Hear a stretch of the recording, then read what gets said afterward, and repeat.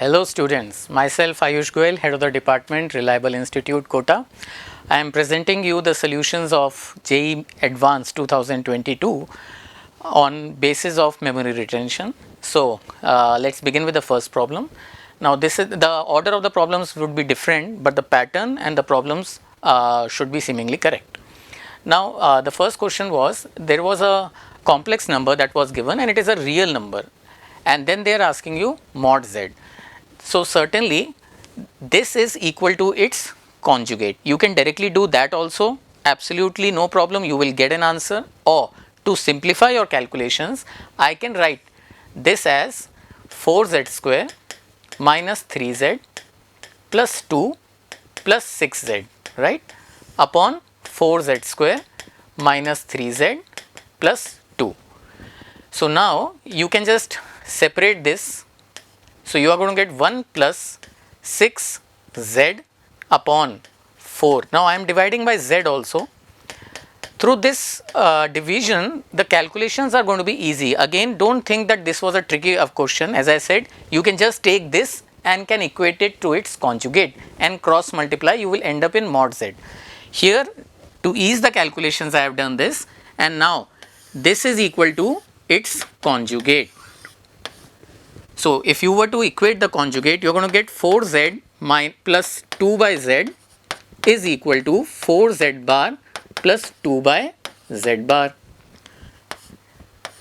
So what you are going to get, twice z minus z bar plus 1 by z minus 1 by z bar, this is equal to 0.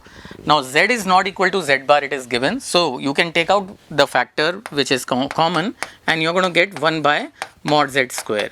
Hence mod z square is equal to half. This is an easy problem from JEE standard, and most of the students must have scored this one. So let's move to the second problem. The second problem was from the house of limits. We have to find x tending to alpha, limit of fog. Since f is continuous, let's find the limit of gx.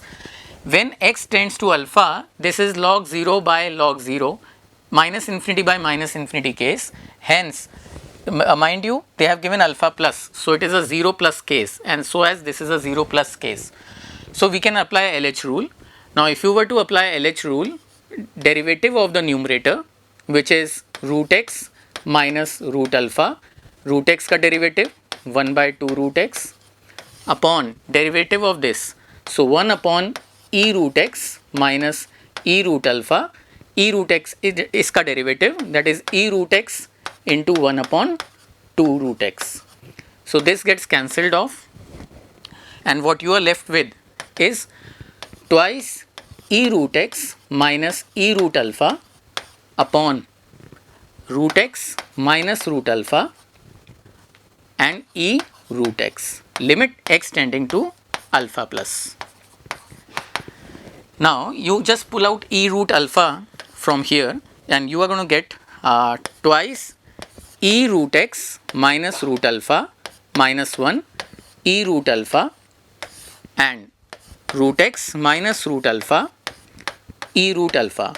Remember, the denominator prompted us to create to take out e root alpha, so that we can create e root x minus root alpha, that is e ki power 0 minus 1 upon 0 ka form.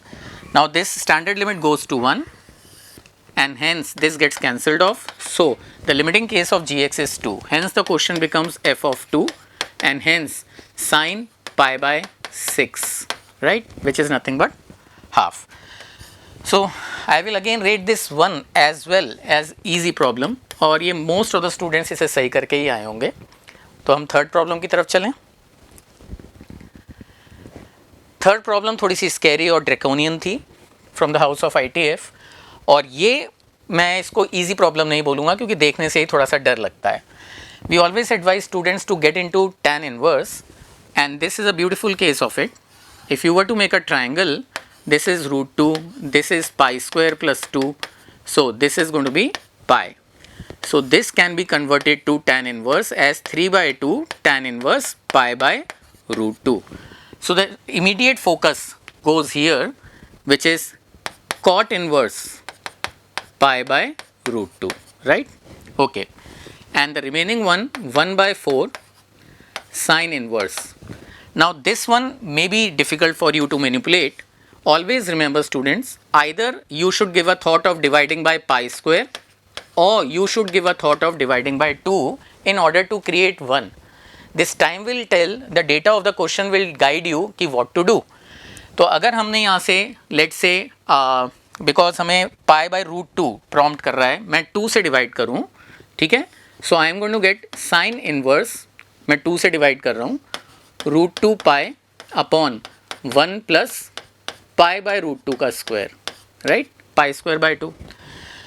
So this is prompting us to say that 2 मैं 2 से divide कर रहा हूँ, तो देखिए ये पाई by root 2 बन गया. So this is nothing but sine, या let me write it over here, twice pi by root 2 upon 1 plus pi by root 2 का square, correct.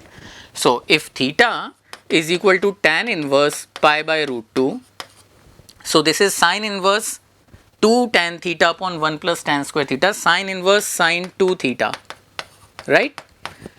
Now we have to estimate what is the value of theta. Now root 2 1.414 है, तो पाई by root 2 जो है ये 1 से बड़ा है, so it is greater than pi by 4, so 2 theta is greater than pi by 2. Of course it is less than pi, right.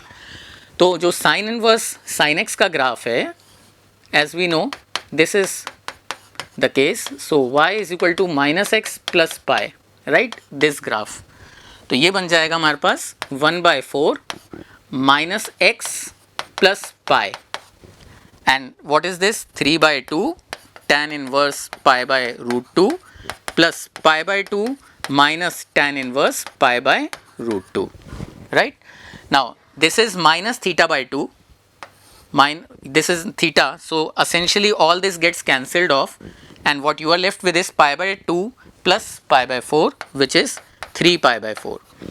So you can take this problem between moderate to tough, because sometimes solving this one, ये दोनों तो भी tackle हो जाते हैं, ये tackle करना not easy one, क्योंकि कई बार मैंने 2 से डिवाइड किया, if I were to divide by pi square I might get stuck, तो ये थोड़ा सा ट्रिकी अफेयर हो सकता था क्वेश्चन. तो नेक्स्ट पे चलते हैं.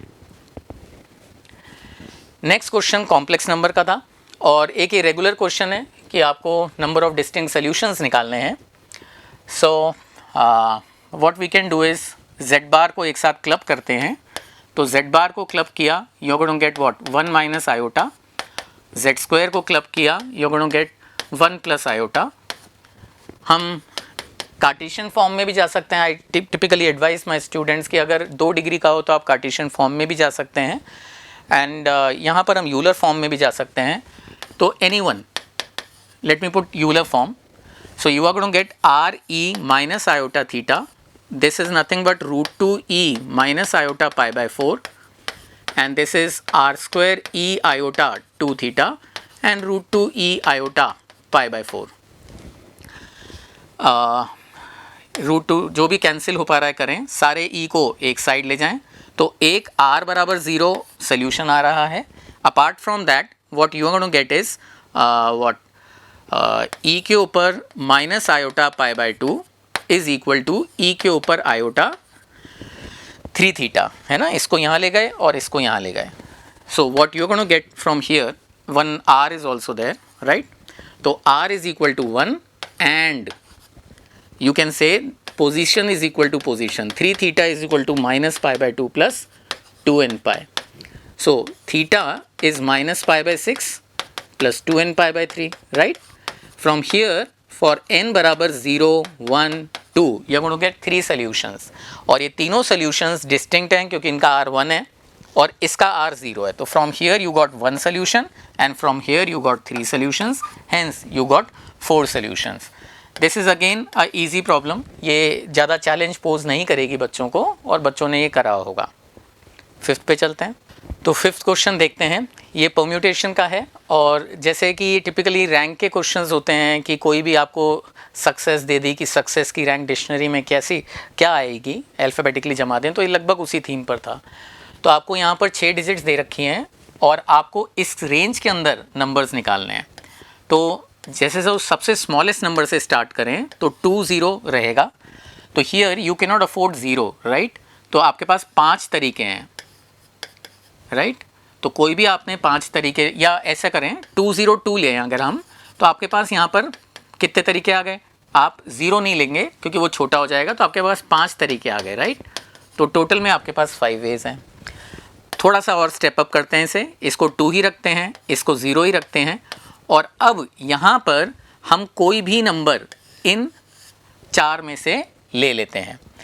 तो अगर हम इन 4 में से कोई नंबर ले लेंगे तो वो 3 तो स्टेप अप हो गया, 2 से हमने सारे एग्जॉस्ट कर ही लिए, और 2 के बाद के सारे नंबर्स वेलकम नंबर्स हैं, तो आपके पास अब 24 वेज आ गए। 20 एग्जॉस्ट हो चुका है। अब 20 के बाद आप स्टेप अप कुछ भी करें तो 0 के अतिरिक्त अगर आप लेंगे तो आपके पास 5 वेज आ गए, ये 6 हैं, ये 6 हैं, तो 5 6 30, आपके पास 180 वेज आ गए। 2 के बाद आप 3 कुछ भी ले लें, सारे नंबर्स 3 से इस जोन के अंदर आएंगे, तो ये 6, ये 6, ये 6, तो आपके पास 36 216 नंबर्स आ गए।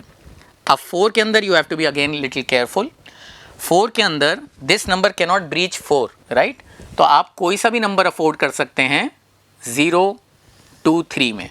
तो अगर ये 3 तरीके से नंबर लिया हमने, राइट, या अगर 4 भी ले लिया, लेट से 4 भी ले लिया, या अगर हमने 4 भी ले लिया, कोई दिक्कत की बात नहीं है। 4 तरीके अगर हमने इसको चुने, राइट, या 4 ले लिया तो मैं 4 को क्रॉस नहीं कर सकता हूँ, राइट? तो सही है। तो यहाँ पर ये 4 तरीके कौन से हैं? 0 2 3 4, ठीक है।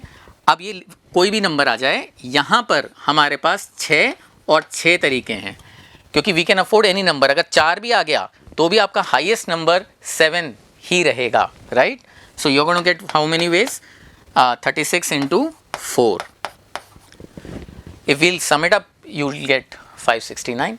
So I feel this is a moderate to tough problem. The only reason for tough being a possibility of calculation mistakes.